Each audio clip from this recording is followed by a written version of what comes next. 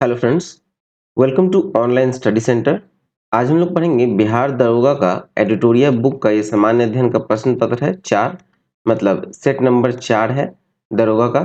ठीक है, हम लोग सेट प्रैक्टिस कर रहे हैं और चौथा है और इसका प्लेलिस्ट बना हुआ है, आप चाहें तो सभी वीडियो को देख सकते हैं। ठीक है, इसमें कुल 100 क्वेश्चंस पूछे जाते हैं, 200 मार्क्स के प्रश्न होते हैं, 2 घंटे का समय मिलता है आपको एग्जाम में। ठीक है, यहाँ हम लोग थोड़ा फास्ट करेंगे और सभी क्वेश्चंस को डिस्कस करेंगे। तो चलिए शुरू करते हैं। शुरू करते हैं पहले प्रश्न से। पहला है कि पब्लिक सेफ्टी बिल के विरोध में भगत सिंह एवं बटुकेश्वर दत्त ने कब सेंट्रल लेजिस्लेटिव असेंबली में बम फेंका? तो देखिए, ये सेंट्रल लेजिस्लेटिव में बम फेंका गया था 8 अप्रैल 1929 को। सही उत्तर होगा ऑप्शन नंबर ए, 8 अप्रैल 1929 को बटुकेश्वर दत्त और भगत सिंह ने बम फेंका था। और उस समय सेंट्रल असेंबली के जो अध्यक्ष थे वो थे विट्ठल भाई पटेल। ठीक है, चलिए नेक्स्ट देखें। तो नेक्स्ट है प्रार्थना समाज की स्थापना किनके सहयोग से की गई थी? प्रार्थना समाज की स्थापना जो है इनमें से सभी के सहयोग से की गई थी, इसलिए ऑप्शन नंबर डी होगा सही। प्रार्थना समाज जो है इसका जो स्थापना हुआ था वो हुआ था 1867 में, 1867 में केशव चंद्र सेन के सहयोग से आत्माराम पांडुरंग ने किया था।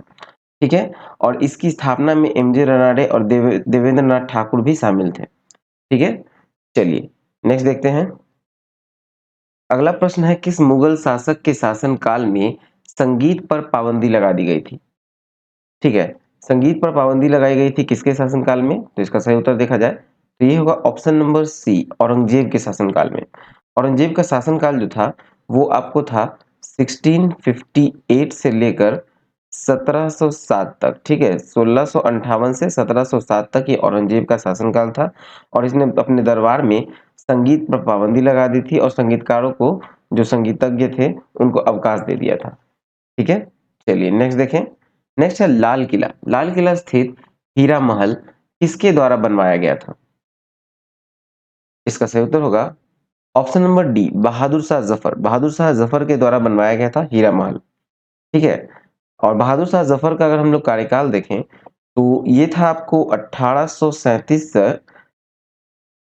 1857 तक। 1837 से 1857 तक 20 वर्ष का बहादुर शाह जफर का कार्यकाल था। लाल किला स्थित जो हीरा महल है उसको बहादुर शाह जफर के द्वारा बनवाया गया था। चलिए नेक्स्ट देखते हैं। नेक्स्ट है द्वितीय आंग्ल मैसूर युद्ध किस गवर्नर जनरल के कार्यकाल में लड़ा गया?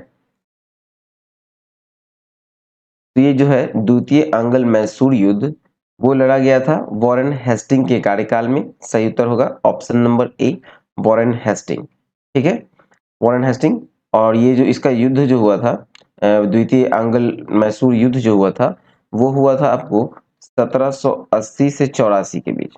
ठीक है, और इस युद्ध के समय में गवर्नर जनरल थे वॉरेन हेस्टिंग। द्वितीय आंग्ल मैसूर युद्ध कहाँ हुआ था? तो द्वितीय आंग्ल मैसूर युद्ध जो है वो मैंगलोर की संधि के द्वारा समाप्त हुआ था। ठीक है, कैसे समाप्त हुआ था? मैंगलोर की संधि के द्वारा। नेक्स्ट है मुस्लिम लीग की स्थापना कहाँ की गई थी? इसका स्थापना किया गया था ढाका में। सही उत्तर होगा ऑप्शन नंबर ए, ढाका में। आप लोग वीडियो में कमेंट करके जरूर बताइएगा कि आप लोगों को कितना सही हो रहा है खुद से। ठीक है, चलिए इसका उत्तर होगा ढाका में हुआ था। आगा खां और सलीम उल्लाह खान के द्वारा हुआ था, 1906 में हुआ था। ठीक है, 1906 में हुआ था। किसके द्वारा? तो आगा खां और सलीम उल्लाह खान। मुस्लिम लीग के स्थापना हुआ था ढाका में, जो कि बांग्लादेश में भी है। और इस लीग के स्थापना के समय में भारत का गवर्नर जनरल कौन था? तो उस समय गवर्नर जनरल था लॉर्ड मिंटो द्वितीय। ठीक है, चलिए नेक्स्ट देखा जाए। नेक्स्ट है किसने 1857 के विद्रोह को राष्ट्रीय विद्रोह कहकर संबोधित किया था?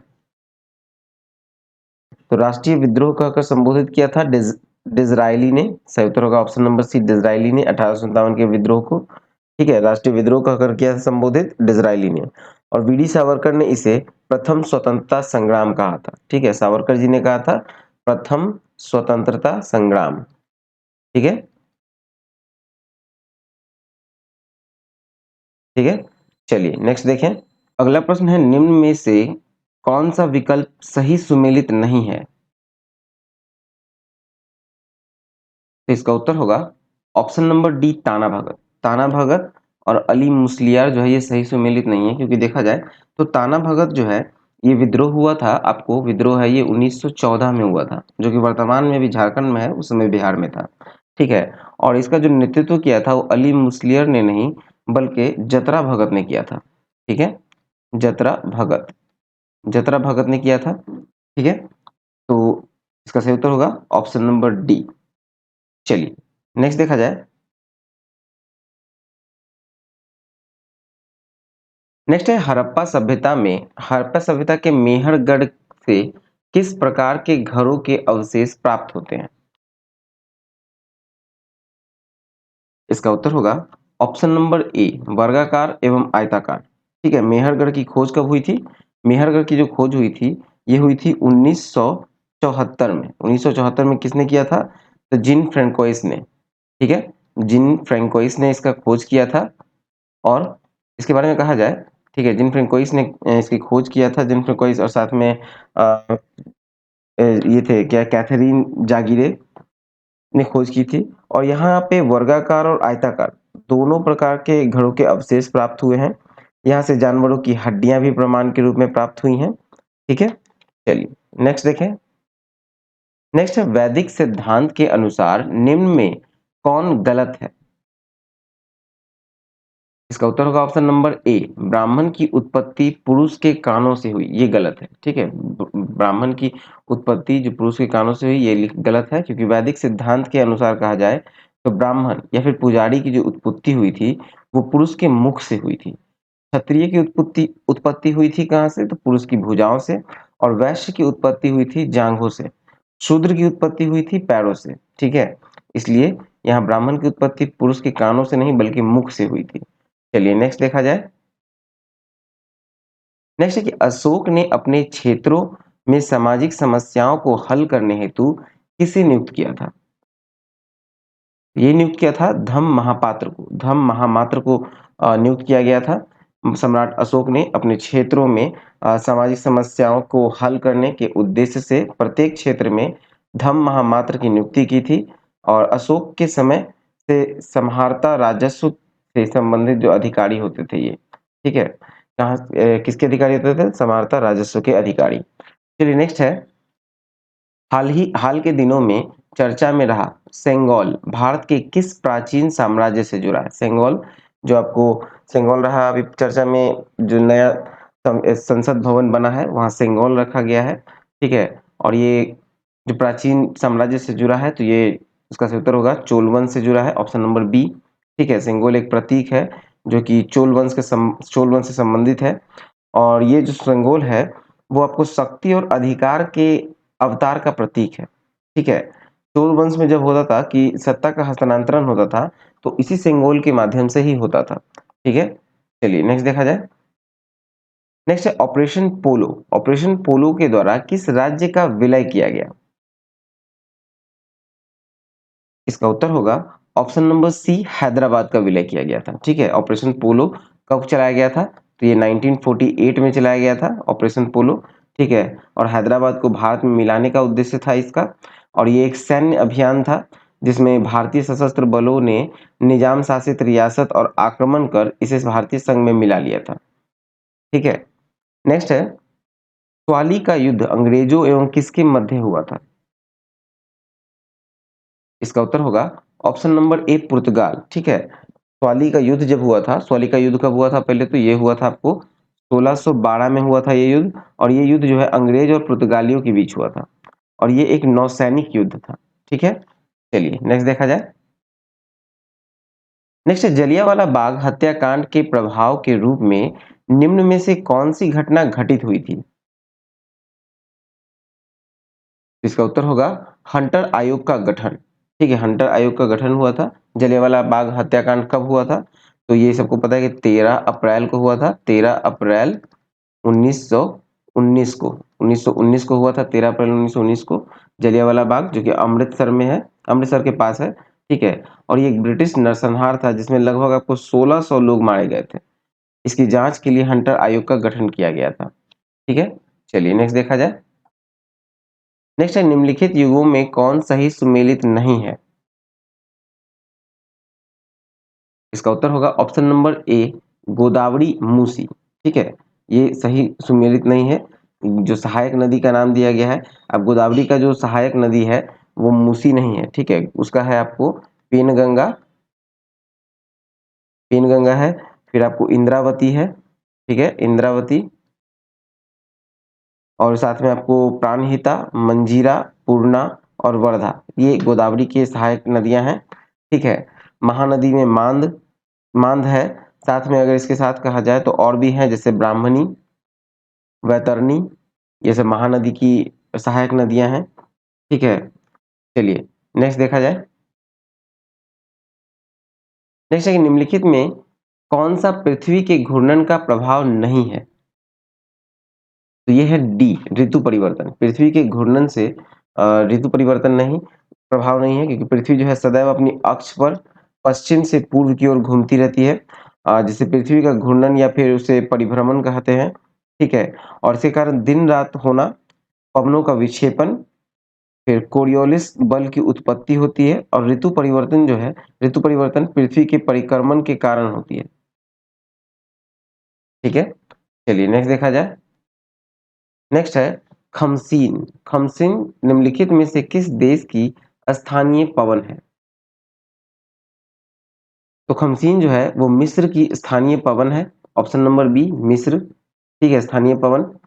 अब अर्जेंटीना का देखा जाए तो अर्जेंटीना का जो स्थानीय पवन है वो है जोंडा। ठीक है, स्थानीय पवन है जोंडा। फिर आपको अमेरिका का जो स्थानीय पवन है वो हो गया आपको चिनूक। फिर न्यूजीलैंड का जो है आपको हो जाएगा नॉर्वेस्टर्स। ठीक है, चलिए नेक्स्ट देखा जाए। विश्व वन क्षेत्र में किस एक का फैलाव की प्रतिशतता सर्वाधिक है?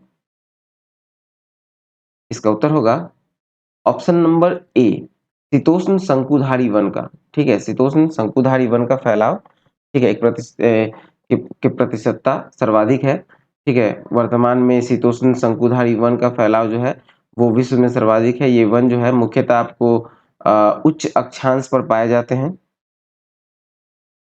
नेक्स्ट देखा जाए तो कश्मीर घाटी किन दो पर्वत श्रेणियों के मध्य स्थित है?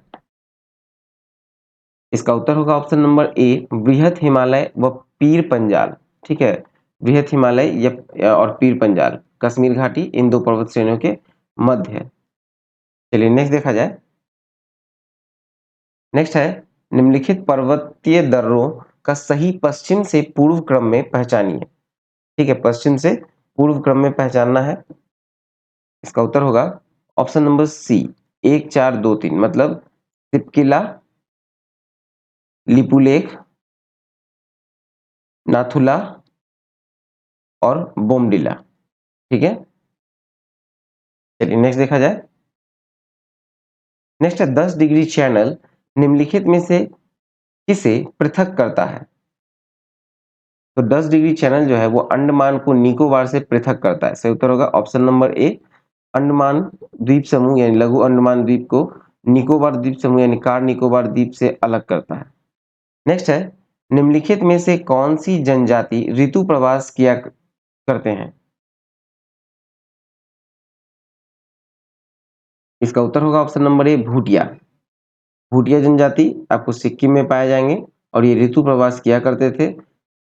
इस जनजाति के लोग मूलतः ऊंचे पहाड़ों के पशुपालक होते हैं। इन्हें लाचेनपस या फिर लाचुंगस के रूप में भी जाना जाता है।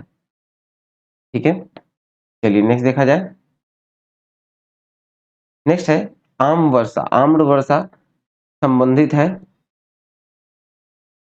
सही उत्तर होगा ऑप्शन नंबर ए, आम की फसल से। ठीक है, आम आम्र वर्षा जो है वो कर्नाटक और केरल में होने वाली मानसून पूर्व वर्षा फुहार है, जो कि आम की फसल के लिए अत्यधिक लाभकारी होती है। और ये वर्षा जो है बंगाल की खाड़ी से उत्पन्न तूफानों के फलस्वरूप अप्रैल माह में होती है। ठीक है, चलिए नेक्स्ट देखा जाए तो भूमि की उर्वरता बढ़ाने के लिए निम्न में से कौन सी फसल उगाई जाती है? तो भूमि की उर्वरता बढ़ाने के लिए उड़द फसल उगाई जाती है। उड़द का दाल जो है, ठीक है, उपयुक्त फसलों में से भूमि की उर्वरता बढ़ाने के लिए उड़द की फसल उगाई जाती है। कभी कभी इसकी हरी खाद के रूप में भी इसका उपयोग किया जाता है। चलिए नेक्स्ट देखा जाए। नेक्स्ट है कि निम्नलिखित में कौन सकल घरेलू उत्पाद में शामिल है? सकल घरेलू उत्पाद में कौन शामिल है ये बताना है। इसका उत्तर है ऑप्शन नंबर बी, अंतिम वस्तु की बिक्री। अंतिम वस्तु की बिक्री जो है वो सकल घरेलू उत्पाद में शामिल है। ठीक है। जीडीपी अंतिम वस्तु एवं सेवाओं की मौद्रिक मूल्य को मापता है। चलिए नेक्स्ट देखा जाए। नेक्स्ट है पूर्ति। पूर्ति स्वयं अपनी मांग उत्पन्न करती है, ये नियम संबंधित है।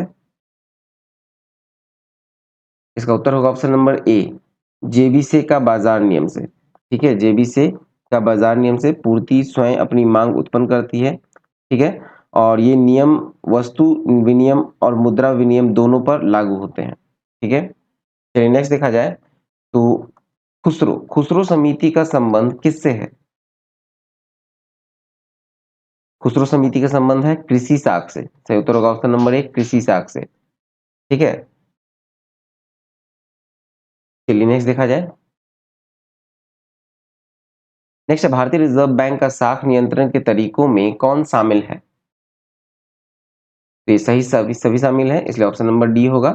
ठीक है, भारतीय रिजर्व बैंक द्वारा साख पर नियंत्रण निम्न तरीकों से किया जाता है। बैंक दर नीति द्वारा, फिर आपको खुले बाजार की क्रिया द्वारा, फिर है तरलता तरलता संबंधित क्रिया, फिर है चयनात्मक साख नियंत्रण नीति द्वारा। ठीक है, ये सभी होगा।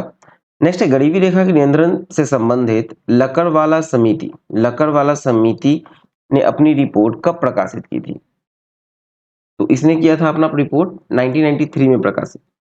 ठीक है, 1993 में प्रकाशित हुआ था। और ये योजना आयोग द्वारा जो है गरीबी के मापन हेतु 1989 में डीटी लकड़वाला की अध्यक्षता में समिति का गठन किया गया था और ये अपना रिपोर्ट 1993 में दिया था। ठीक है, चलिए नेक्स्ट देखा जाए। नेक्स्ट है अधिकार परीक्षा उच्च न्यायालय के किस क्षेत्राधिकार के अंतर्गत आता है? इसका उत्तर होगा ऑप्शन नंबर डी, इनमें से कोई नहीं। ठीक है, अधिकार परीक्षा उच्च न्यायालय के रिट क्षेत्राधिकार के अंतर्गत आता है। ठीक है, और बंदी प्रत्यक्षीकरण प्रमादेश आदि इसी क्षेत्राधिकार के अंतर आते हैं। ठीक है, फिर नेक्स्ट देखा जाए। नेक्स्ट है उपराष्ट्रपति के निर्वाचन के संबंध में कौन सा कथन सही नहीं है? इसका उत्तर है ऑप्शन नंबर बी, उपराष्ट्रपति को मतदान का अधिकार प्राप्त है, ये सही नहीं है। ठीक है, संविधान में उपराष्ट्रपति से संबंधित जो प्रावधान है वो अमेरिका के संविधान से लिया गया है।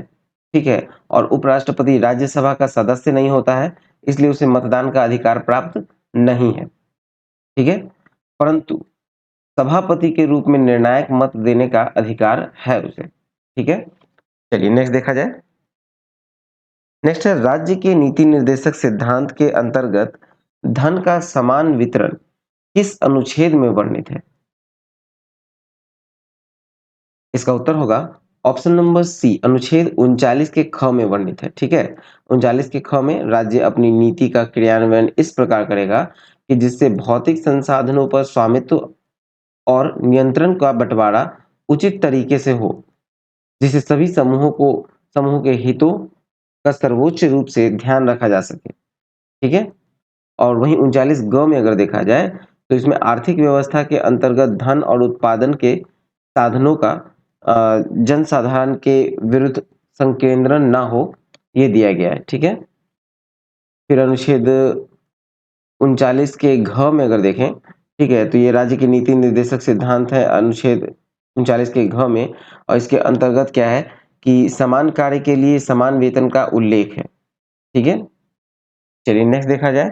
तो नेक्स्ट है भारतीय नागरिकता अधिनियम 1955 के अनुसार भारतीय नागरिकता को कितने तरीकों से प्राप्त किया जा सकता है? तो ये है ऑप्शन नंबर सी, 5 तरीकों से प्राप्त किया जा सकता है।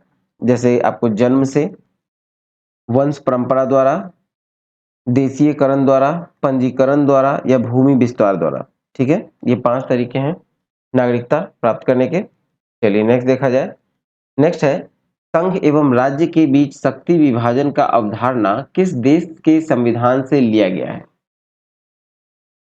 तो ये लिया गया है कनाडा से। ऑप्शन नंबर ए, कनाडा के संविधान से लिया गया है। निम्नलिखित प्रावधानों को भारतीय संविधान में शामिल किया गया जो शामिल किया गया उसके बारे में अगर हम लोग देखें तो संघीय व्यवस्था, अवशिष्ट शक्तियाँ, फिर राज्यपाल की नियुक्ति प्रक्रिया और सर्वोच्च न्यायालय का परामर्शी न्याय निर्णयन, ये सब जो है कनाडा से लिया गया है। ठीक है।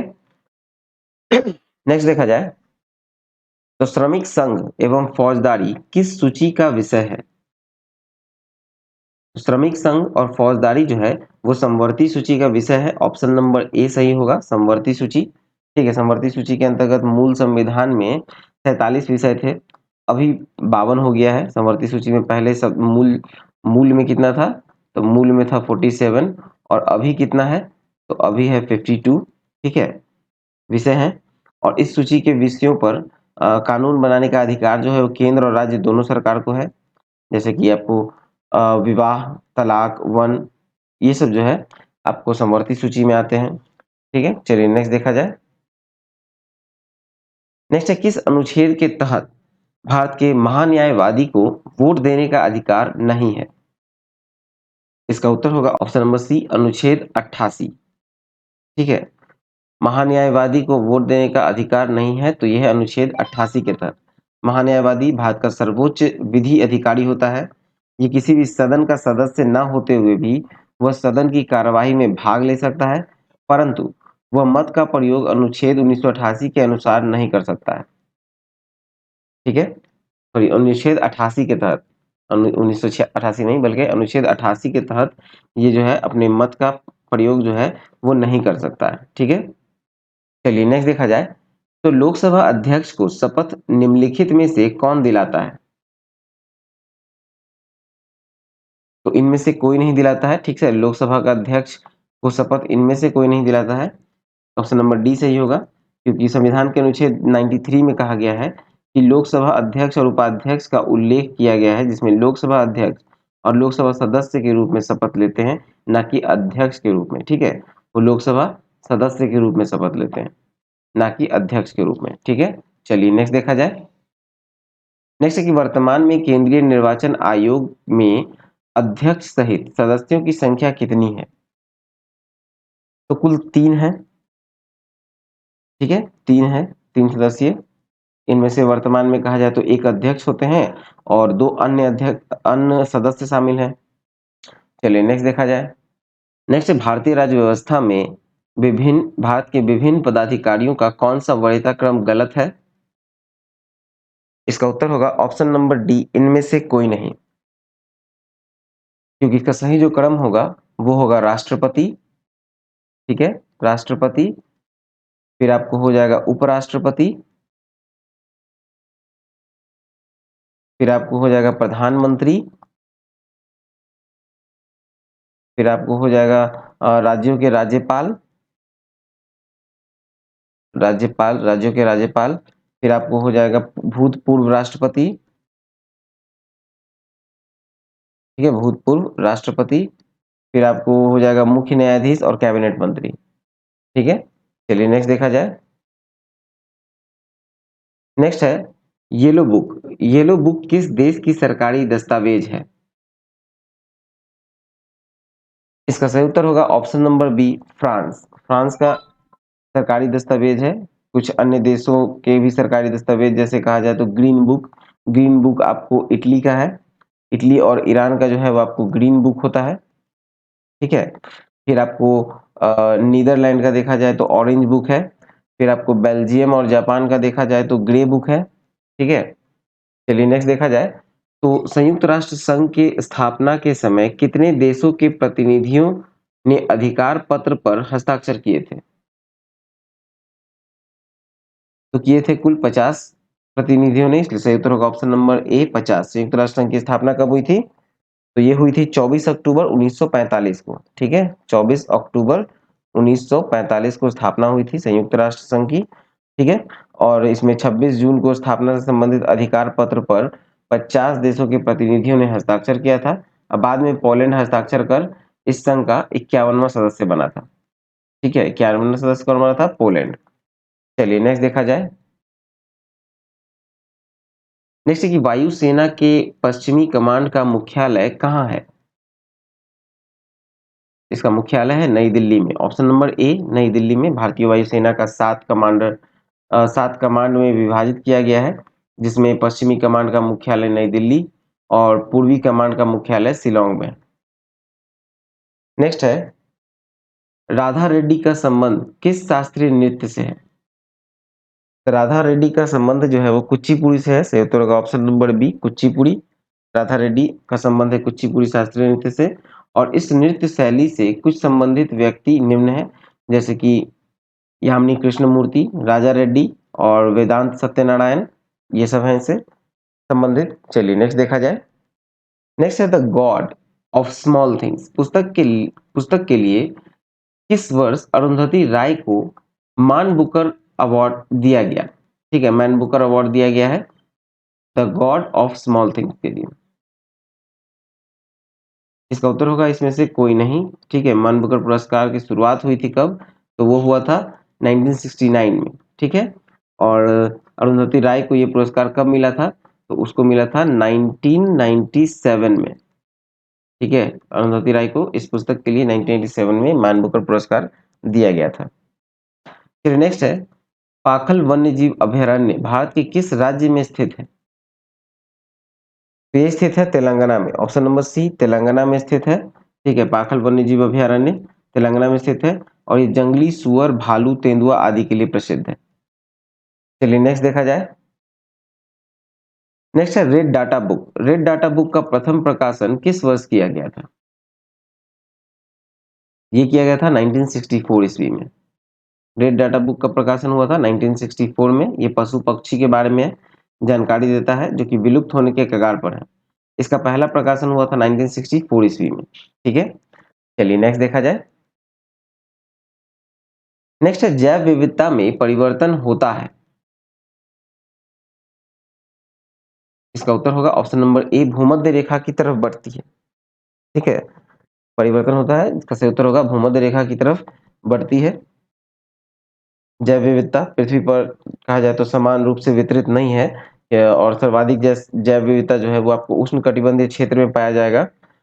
इसका कारण है कि यहाँ का जो गर्म जलवायु है और अधिक वर्षा है एवं पादप तथा प्राणियों का जो विकास तथा वृद्धि है उसके अनुकूलन यहाँ पर दशाएं जो है सिचुएशन स्थिति पाई जाती है। ठीक है, चलिए नेक्स्ट देखा जाए। नेक्स्ट है पर्यावरण में ग्रीन हाउस प्रभाव में वृद्धि होती है। इसका उत्तर होगा option number B carbon dioxide के कारण। पर्यावरण में ग्रीन हाउस प्रभाव की वृद्धि होती है कार्बन डाइऑक्साइड के कारण। ठीक है, जो कि आपको तापीय अवरक्त विकिरणें की रेंज के अंतर्गत विकिरणों को अवशोषण और उत्सर्जन करती है। पृथ्वी के वायुमंडल में पाई जाने वाली जो प्रमुख ग्रीन हाउस गैस है उसमें आपको जलवाष्प, carbon dioxide, methane, nitrous oxide और क्लोरोफ्लोरोकार्बन है। ठीक है, चलिए नेक्स्ट देखा जाए। नेक्स्ट है कि निम्नलिखित में से कौन सही सुमेलित नहीं है? एक तरफ जैव मंडल आरक्षित क्षेत्र है और एक तरफ राज्य है। ठीक है, जो सही नहीं है वो है Kanchenjunga. Option number D Kanchenjunga जो हिमाचल प्रदेश दिया गया है। हिमाचल प्रदेश नहीं बल्कि यहाँ सिक्किम होगा। ठीक है, सिक्किम होगा। चलिए नेक्स्ट देखा जाए। नेक्स्ट है हृदय मांसपेशी को कहते हैं। तो हृदय मांसपेशी को कहा जाता है ऑप्शन नंबर सी मायोकार्डियम। ठीक है, हृदय मांसपेशियों की जो परत होती है परत को मायोकार्डियम कहा जाता है और ये मायोकार्डियम म्योसाइट से बनी होती है। मायोकार्डियम हृदय के सभी 4 कक्षों के दीवार में पाया जाता है। ठीक है, चलिए नेक्स्ट देखते हैं। नेक्स्ट है प्रोप्रियोसेप्टिव न्यूरोमस्कुलर फैसिलिटेशन तकनीक संबंधित है। ये संबंधित है शरीर का लचीलापन से। ऑप्शन नंबर सी शरीर के लचीलापन से संबंधित है। ठीक है, आमतौर पर ये शरीर का लचीलापन बढ़ाने के लिए किया जाता है। चलिए नेक्स्ट देखा जाए। तो नेक्स्ट है कि निम्नलिखित में से कौन सा वसा में घुलनशील विटामिन नहीं है? कौन है जो वसा में घुलनशील विटामिन नहीं है? तो वसा में घुलनशील विटामिन नहीं है वो है vitamin B. Option number B vitamin B, क्योंकि विटामिन ए डी ई के जो है ये ए डी ई और के, ठीक है, इतना जो है ये वसा में घुलनशील है। पानी में घुलनशील विटामिन में आपको बी, पानी में जो घुलता है उसमें बी है, बी में आपको B1 B2 B3 B12 तक है। फिर आपको विटामिन सी है। ये सब पानी में घुलनशील है, ठीक है, वसा में नहीं। फिर नेक्स्ट देखा जाए तो मानव शरीर की अस्थियां किस आधार पर वर्गीकृत किया जाता है? तो ये किया जाता है परिमाण और आकार पर, ठीक है, परिमाण एवं आकार, यानी ऑप्शन नंबर सी, परिमाण एवं आकार पर किया जाता है। मानव शरीर की हड्डियां परिमाण और आकार पर आधारित वर्गीकृत किया जाएगा। वयस्क मानव के शरीर में देखा जाए तो वयस्क मानव के शरीर में 206 हड्डियां होती हैं, और वहीं शिशु में देखा जाए, बच्चे में देखा जाए तो बच्चे में आपको 275 से 300 के करीब होता है, ठीक है, 275 से 300 हड्डियां पाई जाती हैं बच्चे में। चलिए नेक्स्ट देखा जाए। नेक्स्ट है कौन सा ऊतक शरीर का संरक्षण का कार्य करता है? शरीर का संरक्षण का कार्य करता है एपिथेलियमी ऊतक, ऑप्शन नंबर ए, ठीक है। जंतु के शरीर को ढकने, बाह्य रक्षा प्रदान करने वाला जो ऊतक है वो एपिथेलियम ऊतक है। ये ऊतक जो है शरीर के अंदर स्थित बहुत से अंगों को गुहिकाओं के ढके रहते हैं, ठीक है, गुहिकाओं से ढके रहते हैं। और त्वचा, मुंह, आहार नली, रक्तवाहिनी, वृक्क की नली, ये सब जो है एपिथेलियम ऊतक से बने होते हैं। चलिए नेक्स्ट देखा जाए। हाँ, इसमें अगर देखा जाए संयोजी ऊतक के बारे में, तो संयोजी ऊतक जो है वो शरीर के सभी ऊतकों तथा अंगों को आपस में जोड़ने और अंगों तथा शरीरों को आकार प्रदान करने, उसे बनाए रखने में कार्य करता है संयोजी ऊतक, ठीक है। फिर आपको पेशीय ऊतक अगर देखें तो ये एक लंबी कोशिकाओं का बना होता है। ये हमारे शरीर में गति के लिए उत्तरदायी होता है, ठीक है। चलिए नेक्स्ट है पौधों में किस हार्मोन के संचार के कारण वे प्रकाश की ओर झुक जाते हैं? ये झुकते हैं ऑक्सिन के कारण, ऑप्शन नंबर सी, ऑक्सिन। पौधों में ऑक्सिन हार्मोन होता है, उसका संचार के कारण ही वो प्रकाश की ओर झुक जाते हैं। ऑक्सिन हार्मोन का खोज कब हुआ था? इसका खोज हुआ था 1880 में, ठीक है। डार्विन ने इसकी खोज की थी, डार्विन ने इसकी खोज की थी ऑक्सिन की, ठीक है। पौधों का पादप का ये हार्मोन है, और ये पौधों में वृद्धि को नियंत्रित करने वाला हार्मोन है, ठीक है। और फिर आपको जिबरेलिन्स जो है, जिबरेलिन्स क्या करता है कि ये आपको, ये भी एक हार्मोन है, ठीक है, ये बौने पौधों को लंबा करता है। चलिए नेक्स्ट देखा जाए। नेक्स्ट है प्रोकैरियोटिक कोशिका। प्रोकैरियोटिक कोशिका से संबंध में कौन कथन सत्य है? इसका उत्तर होगा ऑप्शन नंबर डी, इसमें कोशिका विभाजन विखंडन अथवा मुकुलन द्वारा होता है, ठीक है। प्रोकैरियोटिक कोशिका की कोशिका भित्ति जो है वो प्रोटीन और कार्बोहाइड्रेट से बना होता है। फिर प्रोकैरियोटिक कोशिका में केंद्रक और केंद्रिका दोनों ही अनुपस्थित होते हैं। इसमें कोशिका विभाजन विखंडन अथवा मुकुलन, यानी जिसे बडिंग कहते हैं, बडिंग या फिर असूत्री विभाजन द्वारा इसमें 70S प्रकार के राइबोसोम पाए जाते हैं, ठीक है। कितने प्रकार के? तो 70S प्रकार के राइबोसोम पाए जाते हैं। चलिए नेक्स्ट देखा जाए। नेक्स्ट है टेरिडोफाइटा, पौधे का उदाहरण है। टेरिडोफाइटा फाइटा जो है वो पौधे का उदाहरण है, तो ये है ऑप्शन नंबर बी, मार्सिलिया एवं फर्न टाइप के पौधे का उदाहरण है, ठीक है। टेरिडोफाइटा वर्ग के जो पौधे हैं वो पौधे शरीर, जड़, तना, पत्तियों में विभाजित होता है। इसमें आपको जल तथा खनिज लवण का संवहन हेतु संवहन ऊतक पाया जाता है, और फर्न और मार्सिलिया इस वर्ग के प्रमुख पौधे हैं, ठीक है। चलिए नेक्स्ट देखा जाए तो लाइपेज, लाइपेज नामक एंजाइम का स्रोत है। तो लाइपेज नामक एंजाइम का स्रोत जो है उसका सही उत्तर होगा ऑप्शन नंबर डी, इनमें से कोई नहीं, ठीक है। नेक्स्ट है शैवाल, शैवाल और कवक के मिलने से लाइकेन बनता है, जिसे कहते हैं। तो शैवाल और कवक के मिलने से जो लाइकेन बनता है वो कहलाता है सहजीविता, ऑप्शन नंबर बी, सहजीविता, यानी कि म्यूटलिज्म जिसे कहा जाए। तो ये दोनों प्रजाति लाभान्वित होती हैं, जैसे कि उदाहरण में कहा जाए लाइकेन, जहां कवक और शैवाल को सुरक्षा प्रदान करते हैं, वहीं शैवाल कवक को भोजन प्रदान करता है, ठीक है। कवक क्या करता है कि शैवाल को सुरक्षा प्रदान करता है, और शैवाल कवक को भोजन प्रदान करता है, सहजीविता। फिर आपको यहाँ अगर परिजीविता के बारे में देखा जाए तो एक प्रजाति को लाभ तो दूसरा प्रजाति को हानि होता है, जैसे कि अमरबेल, अमरबेल का पौधा का उगना, ठीक है, एक को लाभ तो एक को नुकसान। फिर आपको देखा जाए सहभोजिता, सहभोजिता में देखें तो ये एक प्रजाति को लाभ तो दूसरा अप्रभावित होता है, मतलब ना लाभ होगा ना हानि होगा, ठीक है। जैसे कि रोमेरा फिश, रोमेरा फिश का शार्क की सतह पर सटे रहना। अब बहुत सारे शार्क मछली को देखे होंगे वीडियोस में कि इसमें एक रोमेरा फिश सटा रहता है, ठीक है। उससे फायदा होता है रोमेरा फिश को, लेकिन नुकसान नहीं होता है दूसरे को। चलिए नेक्स्ट देखा जाए। नेक्स्ट है कि निम्न में से कौन सा एक अलौह धात्विक खनिज है? तो यह है cobalt, option number C cobalt है।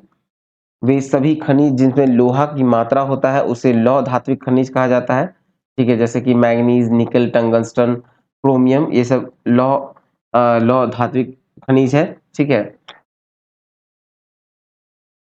चलिए नेक्स्ट देखा जाए। नेक्स्ट नाभिकीय रिएक्टर में नाभिकीय विखंडन से विद्युत उत्पन्न करने के लिए साधारणतया प्रयोग किया जाने वाला तत्व, तो ये है uranium, option number C uranium है, ठीक है। नाभिकीय रिएक्टर में नाभिकीय विखंडन से विद्युत उत्पन्न करने हेतु उपयोग तत्व जो है, उपयोगी तत्व परमाणु ईंधन कहा जाता है उसे, जैसे कि यूरेनियम, थोरियम, प्लूटोनियम, ये सब है। चलिए नेक्स्ट है, एक हाइड्रोकार्बन जिसमें कार्बन के दो परमाणु द्विबंध द्वारा जुड़े हो कहलाता है, ठीक है। द्विबंध मतलब डबल बॉन्ड, ठीक है, डबल बॉन्ड द्वारा जुड़े हों, वो क्या कहलाता है?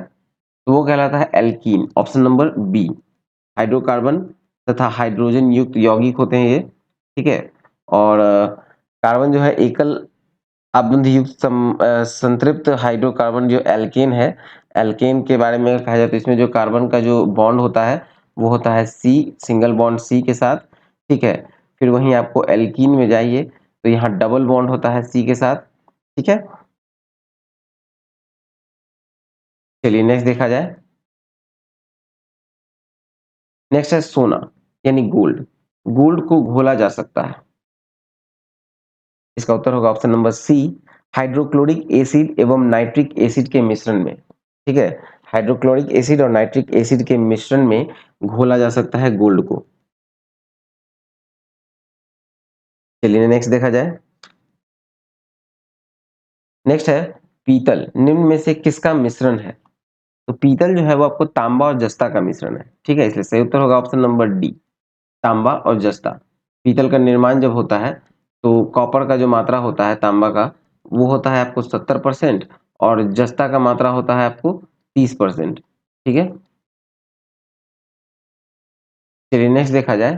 तो एक जेट्टा बराबर क्या होता है? एक जेट्टा बराबर, तो एक जेट्टा बराबर होता है 10 to the power 21, ठीक है। एक जेट्टा बराबर 10 to the power 21 होता है, ठीक है। चलिए इसमें अगर देखा जाए 10 to the power -24 अगर कहा जाए तो इसको कहते हैं हम लोग योक्टो, ठीक है, योक्टो। एक योक्टो हो गया। फिर आपको 10 to the power -21 देखा जाए तो ये हो गया जेप्टो।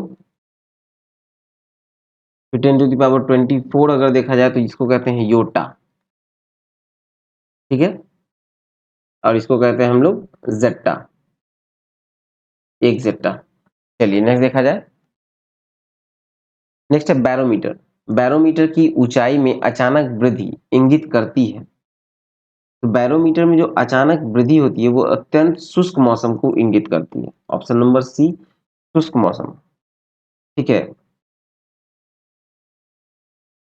देखिए बैरोमीटर में क्या है, इसका प्रभाव अगर देखा जाए तो आंधी या तूफान आने की संभावना, बारिश वर्षा होने की संभावना, दिन साफ होने की संभावना, अत्यंत शुष्क मौसम का संभावना, ये सब बताता है, ठीक है।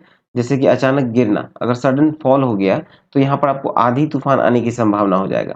या फिर धीरे धीरे गिर रहा है तो उस समय आपको बारिश वर्षा होने की संभावना होगा। धीरे धीरे उठेगा तो वहां दिन साफ होने की संभावना होगा। और अगर अचानक उठ जाता है, जिसमें इस केस में है कि अचानक वृद्धि हो गया, तो वहां पर आपको अत्यधिक या फिर अत्यंत शुष्क मौसम हो जाएगा, ठीक है। ये बैरोमीटर की, ठीक है। चलिए नेक्स्ट देखें। नेक्स्ट है निकट दृष्टि दोष किसके प्रयोग से उपचारित किया जा सकता है?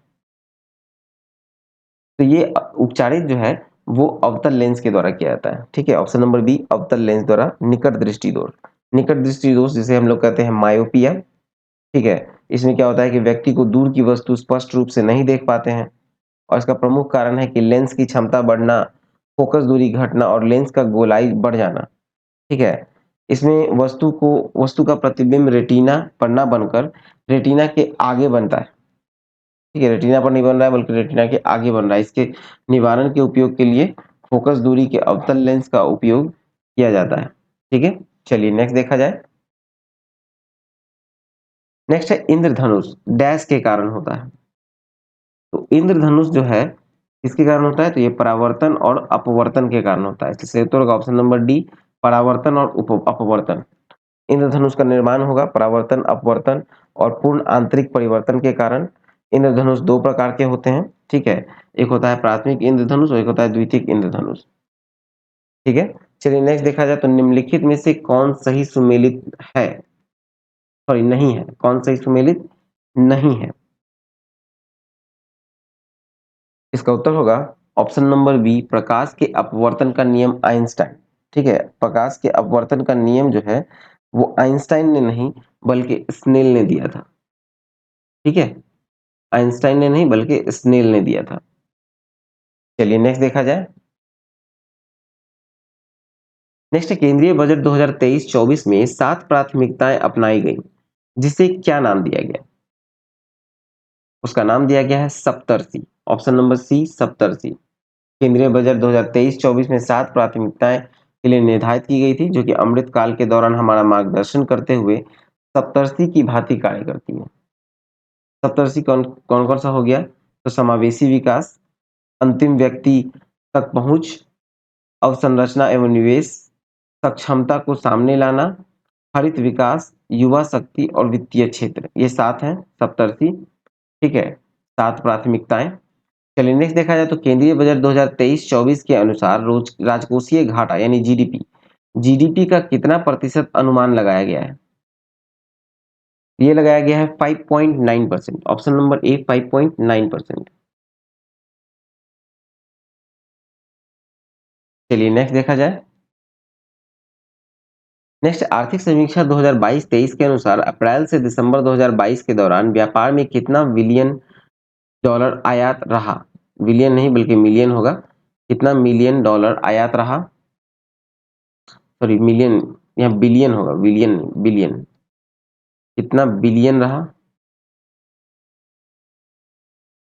तो ये बिलियन जो रहा बिलियन डॉलर में ये रहा option number B 551.7 billion dollar. ठीक है, आर्थिक समीक्षा में कहा गया है कि अप्रैल से दिसंबर 2022 के दौरान व्यापार में कुल आयात जो था वो 551.7 बिलियन डॉलर का था और कुल निर्यात था 332.8 बिलियन डॉलर। ठीक है, चलिए नेक्स्ट देखा जाए।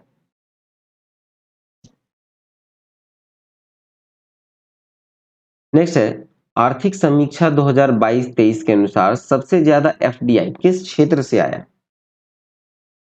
तो सबसे ज्यादा एफडीआई जो आया था वो कंप्यूटर सॉफ्टवेयर और हार्डवेयर की क्षेत्र से आया था। आर्थिक समीक्षा 2022-23 के अनुसार टॉप 3 एफडीआई जो अगर देखें हम लोग तो पहला है कंप्यूटर सॉफ्टवेयर और हार्डवेयर, दूसरा सेवा क्षेत्र और तीसरा व्यापार क्षेत्र। ठीक है, पहला कंप्यूटर हार्डवेयर, दूसरा सेवा क्षेत्र, तीसरा व्यापार क्षेत्र। ठीक है, टॉप 3। चलिए नेक्स्ट देखा जाए तो जाति आधारित गणना 2022 के अनुसार बिहार में किस जाति की संख्या सर्वाधिक है। तो यादव जाति की संख्या सर्वाधिक है। ये जातिगत गणना जो हुआ था, जातिगत गणना बिहार का, उसके अनुसार कहा जाए तो यादव का सर्वाधिक है। इसमें आबादी यादव की जो है वो लगभग आपको 14.26% है। ठीक है, चलिए नेक्स्ट देखा जाए तो नेक्स्ट है दिसंबर 2022 में भारत के चेन्नई तट पर आए मैंडूस मैंडूस तूफान का नामकरण किस देश के द्वारा किया गया। तो ये होगा ऑप्शन नंबर सी यूएई के द्वारा किया गया। ठीक है, यूएई के द्वारा किया गया है मैंडूस का नामकरण, चक्रवात है। ठीक है, ये प्रभावी क्षेत्र कहाँ था, तो ये चेन्नई तट इसका था प्रभावी क्षेत्र। चलिए नेक्स्ट देखा जाए। नेक्स्ट है G20 के शेरपा की पहली बैठक दिसंबर 2022 में कहाँ हुआ। तो ये हुआ है उदयपुर में, ऑप्शन नंबर ए उदयपुर। G20 की शेरपा की पहली बैठक दिसंबर 2022 में उदयपुर राजस्थान में हुआ था, ठीक है। जबकि श्रम और रोजगार कार्य समूह की पहली बैठक जनवरी 2023 में जोधपुर राजस्थान में तथा स्वास्थ्य कार्य की जो पहली बैठक हुई थी जनवरी 2023 में तिरुवनंतपुरम केरल में हुई थी, ठीक है। चलिए नेक्स्ट देखा जाए। नेक्स्ट है कोवोवैक्स। कोवोवैक्स नामक वैक्सीन का निर्माता कंपनी कौन है? तो कोवोवैक्स का निर्माता कंपनी है option number B serum institute of India. Serum institute of India है, ठीक है, कोवोवैक्स। चलिए नेक्स्ट देखा जाए। नेक्स्ट है वन वेब इंडिया 2 उपग्रह का किस प्रक्षेपण यान द्वारा कक्षा में स्थापित किया गया? तो ये किया गया है LVM-3 M3 के द्वारा, ऑप्शन नंबर ए LVM-3 ठीक है, प्रक्षेपण यान कक्षा में स्थापित किया गया इसके द्वारा। और इस मिशन के तहत 36 उपग्रहों को उनकी कक्षाओं में स्थापित किया गया था। नेक्स्ट है निम्नलिखित में से किसके द्वारा ऑपरेशन सद्भावना की शुरुआत किया गया? ऑपरेशन सद्भावना का शुरुआत किया गया है, इसका सही उत्तर होगा भारतीय सेना के द्वारा, ऑप्शन नंबर ए भारतीय सेना। इसका उद्देश्य था जम्मू कश्मीर में ग्रामीण क्षेत्रों और LOC के आसपास के क्षेत्रों में लोगों की मदद करना। चलिए नेक्स्ट देखा जाए। भारतीय वन स्थिति रिपोर्ट 2021 के अनुसार सर्वाधिक वन आवरण यानी क्षेत्रफल वाला राज्य, तो यह है मध्य प्रदेश, ऑप्शन नंबर ए मध्य प्रदेश है। सर्वाधिक क्षेत्रफल मतलब वन का सर्वाधिक क्षेत्रफल है मध्य प्रदेश का पहला स्थान। फिर दूसरा स्थान पे आएगा आपको अरुणाचल प्रदेश और तीसरे स्थान पे आएगा आपको छत्तीसगढ़, ठीक है। चलिए नेक्स्ट देखा जाए। नेक्स्ट है रंगना रंगनाथितु रंगनाथितु पक्षी अभयारण्य किस राज्य में स्थित है? तो रंगनाथितु पक्षी अभयारण्य जो है वो आपको कर्नाटका में स्थित है, ऑप्शन नंबर डी कर्नाटका सही होगा, ठीक है। जिसे अगस्त 2022 में रामसर स्थल में भी शामिल किया गया है इसको, ठीक है। चलिए नेक्स्ट देखा जाए। नेक्स्ट है मैंग्रोव की प्रजातियों के लिए एक जीन बैंक यानी नर्सरी खोलने की घोषणा किस राज्य सरकार द्वारा की गई? तो ये किया गया है उड़ीसा के राज्य सरकार द्वारा, घोषणा किया गया मैंग्रोव प्रजातियों के लिए एक जीन नर्सरी बैंक खोलने का घोषणा किया गया है। इसका उद्देश्य है मैंग्रोव वनों का संरक्षण करना। चलिए नेक्स्ट देखा जाए। नेक्स्ट है अनुसंधान प्रौद्योगिकी और नवाचार सहयोग पर एक समझौता ज्ञापन पर हस्ताक्षर भारत ने किस देश के साथ किया? तो ये किया है मैक्सिको के साथ, सही उत्तर होगा ऑप्शन नंबर बी मैक्सिको। अनुसंधान प्रौद्योगिकी और नवाचार सहयोग पर एक समझौता ज्ञापन पर हस्ताक्षर मार्च 2023 में भारत ने मैक्सिको के साथ किया है। चलिए नेक्स्ट देखा जाए। नेक्स्ट है वर्तमान में नीति आयोग के उपाध्यक्ष कौन है? तो नीति आयोग के अध्यक्ष हैं डॉक्टर सुमन के बेरी, ठीक है। वर्तमान में नीति आयोग के उपाध्यक्ष हैं डॉक्टर सुमन के बेरी। जबकि नीति आयोग के CEO कौन है? तो CEO है BVR सुब्रमण्यम, CEO, ठीक है। चलिए नेक्स्ट देखा जाए। नेक्स्ट है शरद यादव जिनकी मृत्यु 12 जनवरी 2023 को हुई, इनके संबंध में निम्नलिखित में से कौन सा कथन सत्य है? इसका उत्तर होगा इनमें से सभी। वे 7 बार लोकसभा के सदस्य रहे हैं, वे 3 बार राज्यसभा के सदस्य रहे हैं, वे जनता दल यूनाइटेड के पहले राष्ट्रीय अध्यक्ष थे, ठीक है। चलिए नेक्स्ट देखा जाए। तो ग्लोबल फायर पावर इंडेक्स 2023 में भारत का स्थान है, तो ग्लोबल फायर पावर इंडेक्स 2023 में जो भारत का स्थान है वो है A4, चौथा स्थान है, ठीक है। और सबसे अंतिम स्थान पर जो देश है भूटान है, ठीक है, 145वें स्थान पर है भूटान। चलिए नेक्स्ट देखें। नेक्स्ट है कि हाल ही में किस राज्य से संबंधित गमोछा यानी जिसे गमछा कहा जाए उसको GI टैग दिया गया?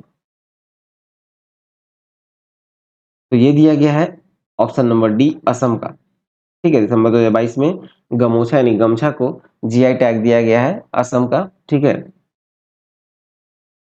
चलिए नेक्स्ट देखा जाए। नेक्स्ट है फोर्ब्स द्वारा दुनिया की 100 सबसे शक्तिशाली महिलाओं की सूची में कितनी भारतीय महिलाओं को शामिल किया गया? तो यहाँ किया गया है कुछ 6 महिलाओं को शामिल किया गया है, जिसमें आपको देखा जाए तो निर्मला सीतारमन है 36वें स्थान पे, फिर रोशनी नादर मल्होत्रा है 53वें स्थान पे, माधवी पुरी बुच है 94वें स्थान पे, 54th पोजीशन पे। फिर शोभा मंडल है आपको 67th पे, किरण मजूमदार शॉ है 72 पे और फाल्गुनी नायर है 89th पे। ठीक है, और इस सूची में अगर जो पहला स्थान पाए हैं तो वो है उर्सुला वॉन डेर लेयन, जो कि यूरोपीय यूनियन के अध्यक्ष हैं। ठीक है, चलिए नेक्स्ट देखा जाए तो वर्ष 2023 में कुल कितने लोगों को पद्म विभूषण पुरस्कार से सम्मानित किया गया? तो ये 106 लोगों को पूरे पद्म पुरस्कार जो है कुल 106 लोगों को दिया गया था। ठीक है, जिसमें आपको पद्म विभूषण जो है वो 6 लोगों को दिया गया है। ठीक है, पद्म भूषण आपको 9 लोगों को दिया गया है और पद्मश्री आपको 91 लोगों को दिया गया। ठीक है, चलिए नेक्स्ट देखा जाए। नेक्स्ट है 64वां रेमन मैग्सेसे पुरस्कार से निम्नलिखित में से किसे सम्मानित किया गया? तो ये सभी को किया गया है। ठीक है, 64वां रेमन मैग्सेसे पुरस्कार को कुल 4 व्यक्तियों को सम्मानित किया गया था। इसे एशिया का नोबेल पुरस्कार कहा जाता है रेमन मैग्सेसे को। ठीक है, सोथियर छिम जो है वो कंबोडिया से हैं और इनको मनोचिकित्सक हैं। ठीक है, फिर आपको बर्नाडेट जे मैड्रिड जो है वो आपको फिलीपींस से हैं, बाल रोग विशेषज्ञ हैं। फिर तदाशी हटोरी जो है वो जापान से है, नेत्र रोग विशेषज्ञ हैं। और साथ में एक और है गैरी बेंचेघीब, जो कि इंडोनेशिया से हैं और वो पर्यावरणविद हैं। ठीक है, इन सभी को दिया गया है। नेक्स्ट है मुख्यमंत्री आवासीय भूमि अधिकार योजना। मुख्यमंत्री आवासीय भूमि अधिकार योजना का संबंध किस राज्य से है? तो इसका संबंध जो है, इसका सही उत्तर होगा आपको ऑप्शन नंबर ए, मध्य प्रदेश से है। ठीक है, मध्य प्रदेश से संबंध है मुख्यमंत्री आवासीय भूमि अधिकार योजना का संबंध है मध्य प्रदेश से। और इस योजना के तहत प्रत्येक लाभार्थी परिवार को आवास निर्माण के लिए लगभग 600 वर्ग फीट, ठीक है, 600 वर्ग फीट का भूखंड दिया जाएगा। चलिए नेक्स्ट देखें। नेक्स्ट है परीक्षा संगम पोर्टल निम्नलिखित में से किसके द्वारा जारी किया गया? तो परीक्षा संगम पोर्टल जो है वो सीबीएसई के द्वारा जारी किया गया है। ठीक है, पोर्टल एक जारी किया गया, उसका उद्देश्य है इस पोर्टल की मदद से 10वीं और 12वीं की जो बोर्ड परीक्षाओं से संबंधित सभी जानकारी, जैसे कि पंजीकरण, क्षेत्रीय कार्यालय के साथ संचार सुविधा, परीक्षा सामग्री और सभी प्रकार के रिजल्ट आदि जानकारी छात्र एक ही जगह प्राप्त कर सकेंगे। चलिए नेक्स्ट है the poverty of political economy. The poverty of political economy के पुस्तक के लेखक कौन है? तो ये है option number B, Meghnad Desai. ठीक है, मेघनाथ देसाई हैं लेखक। चलिए नेक्स्ट देखा जाए। नेक्स्ट है भारत सरकार द्वारा पहला ठोस अपशिष्ट से हाइड्रोजन संयंत्र कहाँ स्थापित किया गया? ठोस अपशिष्ट से जो हाइड्रोजन संयंत्र स्थापित किया गया वो पुणे में किया गया, ऑप्शन नंबर ए सही होगा। चलिए नेक्स्ट देखते हैं। नेक्स्ट है वह छोटी से छोटी संख्या ज्ञात करें जिसमें 8 घटाने पर शेष बची संख्या 16, 18, 20, 24 से में से प्रत्येक से पूर्णतः विभक्त हो। तो पहले हम लोग इसका एलसीएम लेंगे। ठीक है, जब एलसीएम लेंगे और उसमें 8 ऐड करेंगे, ठीक है, तो आएगा आपको 2 into 2 into 2 into 3 into 2 into 3 into 5। ठीक है, और जब हम इसको 8 ऐड करेंगे फिर यहाँ पर टोटल आ जाएगा आपको 720 प्लस 8 यानी कि 728। ठीक है, आंसर हो जाएगा ऑप्शन नंबर बी। चलिए नेक्स्ट देखा जाए। नेक्स्ट है कि दो उम्मीदवारों के बीच एक चुनाव में एक उम्मीदवार को कुल वैध मतों का 55% मत मिला और यदि कुल मत इतना हो तो 15% मत अवैध घोषित कर दिए गए हों तो दूसरी उम्मीदवार को कितने मत मिले? ठीक है, देखिए पहले तो अवैध मत कितना था? अवैध मत है आपको 15%, यानी इसका आपको पहले 15% निकालना है। इसका 15% जब हम लोग निकालेंगे तो ये आ जाएगा आपको 2280। 2280 मत जो है अवैध हो गया। तो वैध मत कितना हुआ? तो वैध मत के लिए हमको 15,200 में से ये घटाना होगा। तो वैध मत कितना आएगा? वैध मत आ जाएगा आपको 12920। ये आ गया 12,920। 12,920 में आपको पहले को कितना मिल गया? 55% मिला। ठीक है, तो रेस्ट कितना बचा? तो इसका 45% निकाल देंगे। 45% जब इसका निकालेंगे हम लोग तो यहाँ आ जाएगा आपको 5814। ठीक है, 55% वैध मत से मिले तो इसको मिला 45%, तो इसका सही उत्तर होगा 5814। सही उत्तर होगा ऑप्शन नंबर डी। चलिए नेक्स्ट देखें। नेक्स्ट है दिए गए विकल्पों में से नेक्स्ट है कि दिए गए विकल्पों में से उस संख्या का चयन करें जो प्रश्नवाचक चिन्ह के स्थान पर आएगा। तो इसका जो उत्तर होगा, तो देखिए पहला है 4, यानी इसको 4 को क्या किया गया है, 4 को तोड़ा गया है 1 क्यूब, ठीक है, 1 क्यूब प्लस 3, ठीक है। फिर 11 को आपको किया गया है 2 क्यूब प्लस 3, 4 क्यूब प्लस 3, ठीक है। यहाँ तक आ गया 4 क्यूब प्लस 3, ये हो जाएगा 5 क्यूब प्लस 3, और ये हो जाएगा 6 क्यूब प्लस 3, ठीक है, यानी कि 219। यहाँ से नेक्स्ट आएगा, उत्तर होगा ऑप्शन नंबर 219। चलिए नेक्स्ट देखते हैं। उस संख्या का चयन करें जो प्रश्नवाचक चिन्ह के स्थान पर आएगा। तो इसका सही उत्तर देखा जाए तो देखिए पहले 30 प्लस 56 करेंगे हम लोग, 30 प्लस 56/2, तो यहाँ आएगा आपको 86/2 -1, यहाँ आ जाएगा आपको 42, ठीक है। तो उसी तरह से इसको भी किया जाएगा, तो 20 प्लस 42/2, यहाँ हो जाएगा आपको 262/2, यानी कि -1, यानी कि 31 - 30, आंसर ऑप्शन नंबर बी, ठीक है। चलिए नेक्स्ट देखा जाए। एक समबाहुभुज का प्रत्येक बाह्य कोण 40 डिग्री है, तो इस समबाहुभुज की भुजाओं की संख्या कितनी होगी। ठीक है, तो प्रत्येक बाह्य कोण जो है वो 40 डिग्री का है, ठीक है, प्रत्येक बाह्य कोण जो है वो आपको 40 डिग्री का है, ठीक है। और सभी बाह्य कोणों का योग कितना होता है, तो वो होता है 360 डिग्री। तो 360 डिग्री बटा 40 करेंगे, 360 डिग्री बटा 40, तो 9, यानी सही उत्तर होगा ऑप्शन नंबर 9। तो चलिए ये वीडियो यहीं तक था। आई होप आपको अच्छा लगा हो, तो प्लीज़ वीडियो को लाइक करें, शेयर करें। ये सेट नंबर 4 था, ठीक है। अब हम लोग सेट नंबर 5 को कवर करेंगे।